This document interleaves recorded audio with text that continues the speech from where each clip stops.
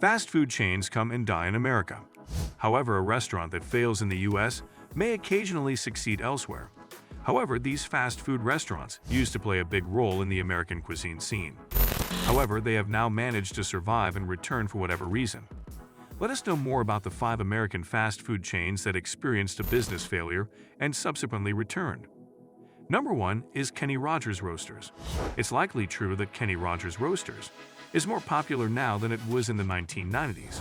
Kenny Rogers, a country music singer, had the unusual choice to start making money off of his name in 1991, while Dolly Parton, his Islands in the Stream partner, had achieved success with a theme park.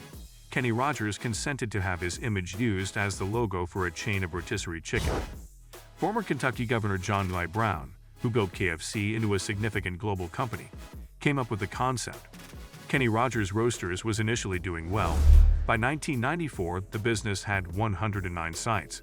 Still, there was not always a great deal of appreciation for the chain.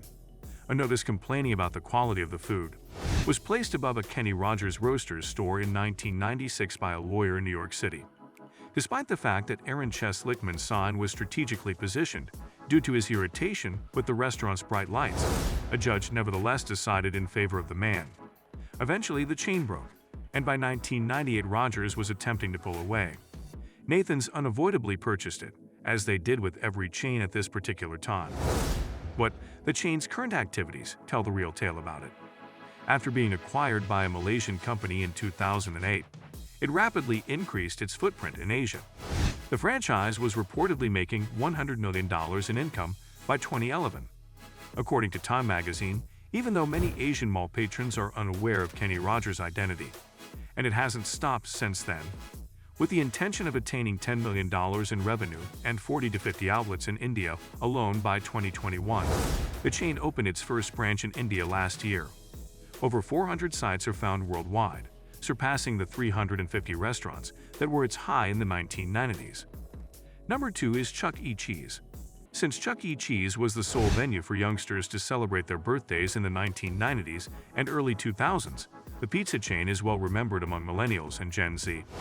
However, sales declined in the first part of the 2010s as kids became less interested in the animatronic mouse and his band.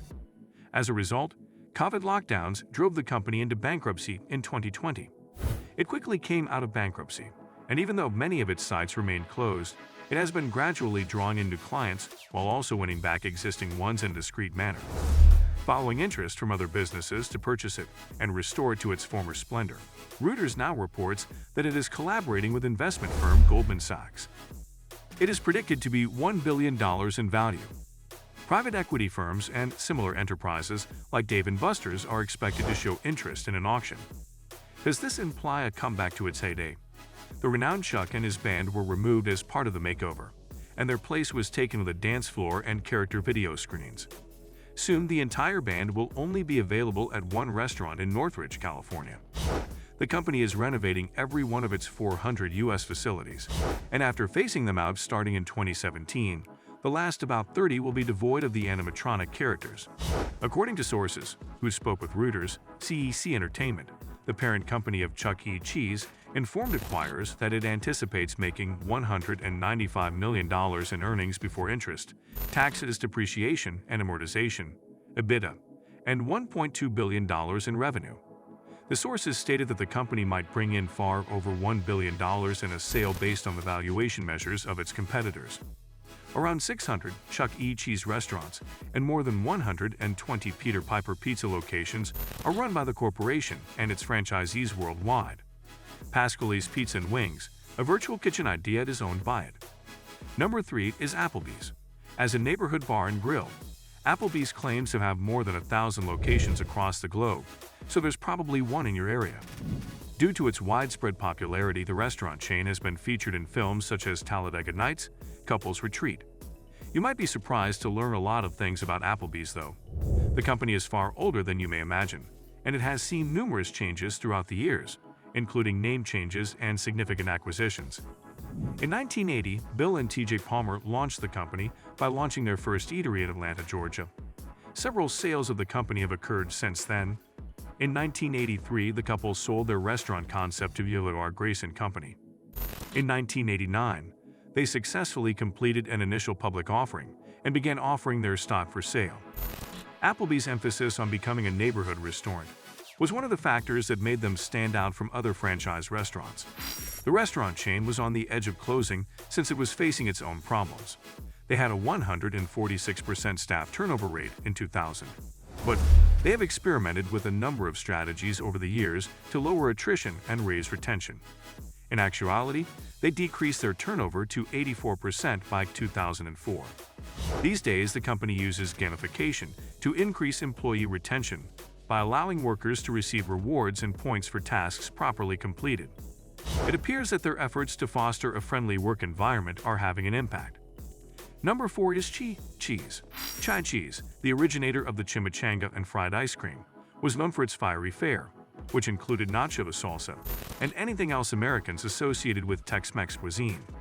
Max McGee, a former player for the Green Bay Packers, and restaurateur Marno McDermott founded the company, which debuted in 1975 in downtown Minneapolis, an unlikely location for a Mexican restaurant business. The timing was ideal as Mexican food was the rage among diners at the time. Chai Cheese quickly expanded, and by 1986, there were 237 sites. However, a number of unfavorable incidents, coupled with heightened rivalry, meant the chain's demise. By 2002, there were just 144 locations left. In 2003, Chai Cheese declared bankruptcy. A month later, poisoned green onions from Mexico that were served at a Chai Cheese near Pittsburgh resulted in an outbreak of hepatitis A that affected 636 people and claimed 4 lives. Although there are Chai Cheese restaurants in Kuwait, the United Arab Emirates, and Europe, the American chain never made a comeback. Additionally, Hormel-owned Chai Cheese brand items are still available in supermarkets. Chai Cheese rights of exploitation for Europe, North Africa, and Asia are owned by Francis Leroy, who is eager to explore new areas. He already operates 15 restaurants in his home Belgium and 2 in Germany, but his next goals are France and the UK. Number 5 is Burger King. Burger King has increased Whopper sales 7 months after announcing a plan to revitalize its American operations. Although it's still early in the game, Burger King U.S. President Tom Curtis stated that new marketing initiatives and some operational enhancements to restaurants are already increasing sales and customer satisfaction. Before the bell on May 2, parent firm Restaurant Brands International is expected to release its first quarter earnings and sales figures for its businesses, which include Burger King U.S. due to the early implementation of the turnaround plan. Burger King's same-store sales in the United States increased by 5% during the most recent quarter. In collaboration with its franchisees, Burger King devised a $400 million plan aimed at revitalizing its domestic sales. The plan centers on store renovation and advertising expenditures. Following the announcement of its Reclaim the Flame plan at a September franchisee convention, Burger King focused on implementing an in-store training program for all of its locations. This program trains staff members on how to welcome customers, correctly prepare Whoppers, and hand out the company's recognizable crowns. It was the most important thing that we did coming out of the convention, according to Curtis. In 45 cities, Burger King also hosted roundtables for general managers. During those roundtables, general managers received training on how to do a thorough 5-week cleaning of their restaurants. Restaurant Brands has appointed Patrick Doyle, the former CEO of Domino's Pizza, as executive chair following the announcement of the company's Reclaim the Flame plan. Doyle supervised the chain of pizza restaurants' transition into a digital powerhouse in the dining sector. Before joining Burger King in 2021, Curtis, a former Domino's franchisee, collaborated with Doyle as an operations executive during the course of his lengthy career at Domino's. Which of these American fast food chains do you frequently visit? What do you think of these chains falling out of business just to come back to popularity? Please provide your thoughts in the comments area. For more interesting stories and updates, subscribe to our channel and do not forget to press the bell icon for notifications. Goodbye.